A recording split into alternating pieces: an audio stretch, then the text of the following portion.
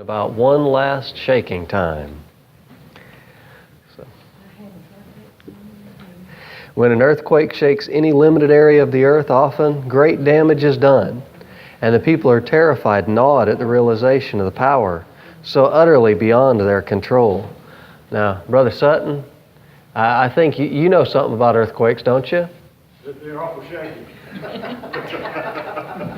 You tell us anything about Alaska back in the 60s? Yeah, we had one downtown Anchorage, and you can't stand up. You just fall there and you can't stand it. Just like the ground's going like this here, and then all of a sudden it feels like it drops about 2 feet.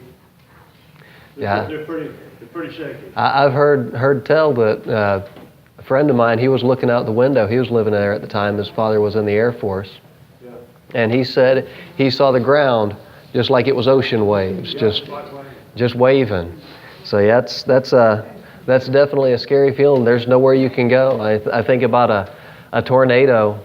Well, you see a tornado coming. Well, you know it's going to some certain direction. It's only going to cut a strip in the land. Whether it goes straight or turns, it's only going to get a few places. But you think of an earthquake and there's nowhere you can run. There's nowhere you can hide. You can't go inside. You can't go outside. You can't get out of its path. You're just helpless. You're just absolutely helpless until that earthquake passes. Yes.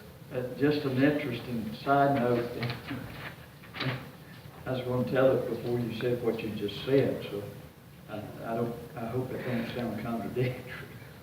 But Ray Dupree, when that earthquake caused the tsunami in Japan, he was in an airplane getting ready to land there. Mm-hmm. And all that going on, they rerouted him to Korea. Is God up in the air is absolutely the only place you want to be during an earthquake. Now, of course, that makes it difficult if you need to land about the time that earthquake's hitting, but We was in Nepal, yeah. Yeah. we was in one of California and shook everything off the walls. Oh yeah. That's it. Now just thinking, I like the direction this is going, because I'm thinking when that last shaking time comes, I want to be in the air. I want to be on my way to meet the Lord. So absolutely, when that last time comes, praise the Lord, may we all be up in the air, just looking down. Some will attribute this power, not talking about regular earthquakes here, not shaking. Some will attribute this power to God, and will at least consider that He has called attention to the wicked, called the attention of the wicked to an even greater destruction in the future, the loss of the soul. But with the passing of time and restoring of order to the stricken area, their fears and convictions normalize, and most will return to their old life patterns. Now, as I was reading through this last night, I didn't think about it any time until last night.